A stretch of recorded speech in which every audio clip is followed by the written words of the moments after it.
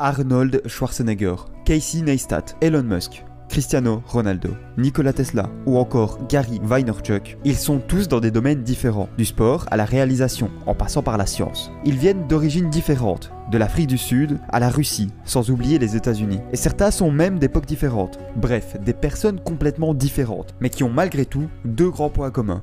Le premier est un succès incroyable dans tout ce qu'ils ont entrepris. Le deuxième est leur connaissance d'un secret bien gardé. Aujourd'hui, on va voir le secret du développement personnel et même du succès en général. Bonjour et bienvenue sur Evolution Factory.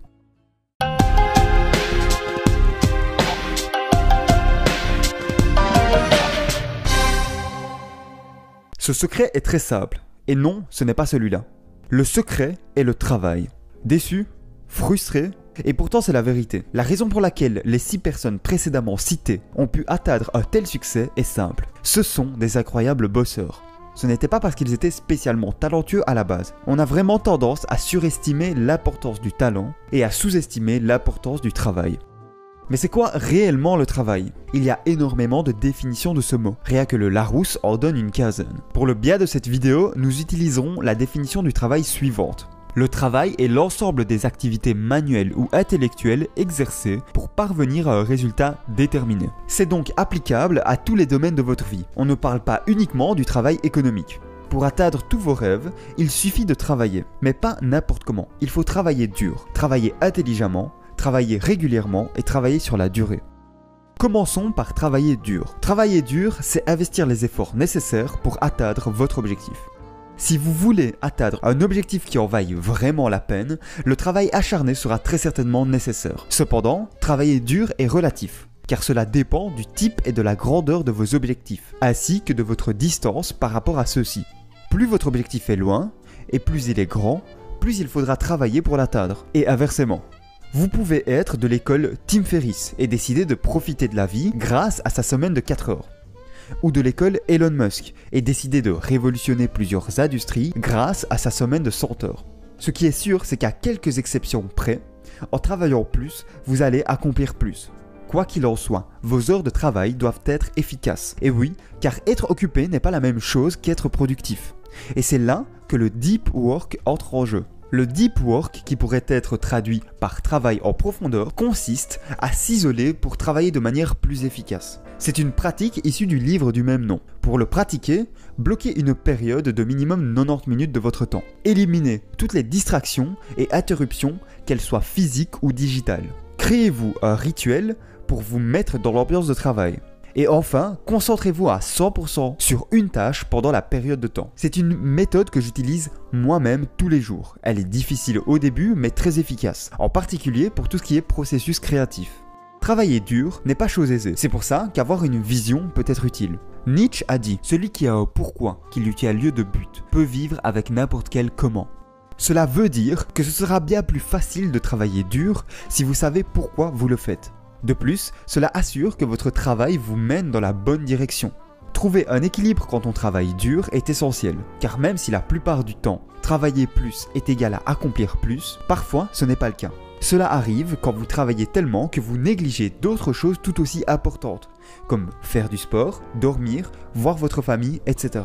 En effet, négliger toutes ces choses vous rendra au final moins productif durant vos heures de travail.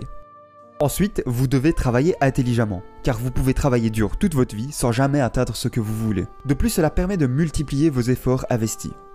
Travailler intelligemment, c'est apprendre à jouer le jeu. Apprendre à avoir le maximum de résultats avec les règles en place et les ressources dont vous disposez. Et cela passe par l'apprentissage de la manière optimale de faire votre travail. Lisez des livres et posez des questions à des experts de votre domaine pour trouver la meilleure méthode de travail possible.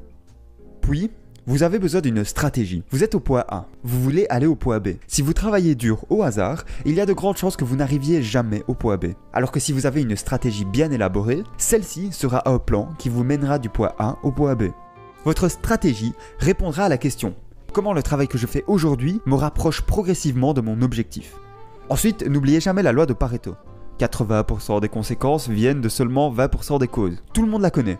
Et son application pour travailler intelligemment est la suivante. Concentrez-vous obsessivement sur les tâches qui auront le plus gros impact sur vos priorités et éliminez au maximum tout le reste. Et encore plus important, Apprenez à faire la différence entre les deux catégories. Travailler intelligemment, c'est aussi se simplifier la vie, en créant une to-do list efficace et en planifiant sa journée de manière réaliste. Une to-do list efficace et courte, concentrée sur l'essentiel, structurée et qui comporte des mini-deadlines.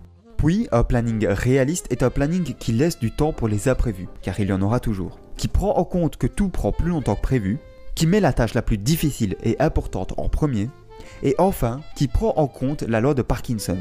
Cette loi dit que le temps nécessaire à réaliser une action s'adaptera au temps alloué à cette action.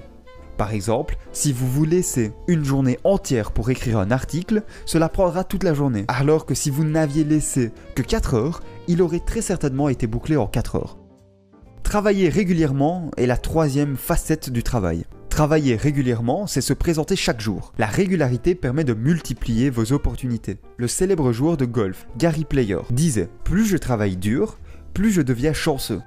En travaillant régulièrement, on a aussi l'effet cumulé qui joue en notre faveur. L'effet cumulé, issu du livre du même nom, dit que les petites actions cumulées avec le temps entraînent de grands changements. Se créer des habitudes est la meilleure manière de travailler régulièrement. En très résumé, pour vous créer l'habitude de travailler, créez-vous un signal, comme une alarme par exemple, qui décidera du moment où vous devrez effectuer la routine. Ici, travaillez vers votre objectif quel qu'il soit, ce qui en retour vous donnera une récompense. Ici, le sentiment de satisfaction d'avoir bien travaillé.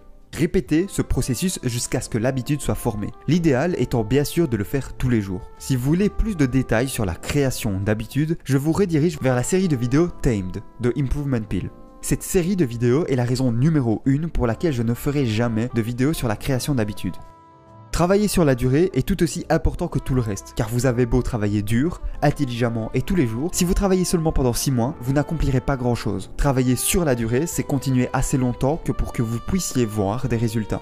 La qualité essentielle pour travailler sur la durée est celle que la psychologue Angela Duckworth présente dans son livre Grit. Grit pourrait être traduit en français par ténacité, mais Angela Duckworth y apporte quelques précisions.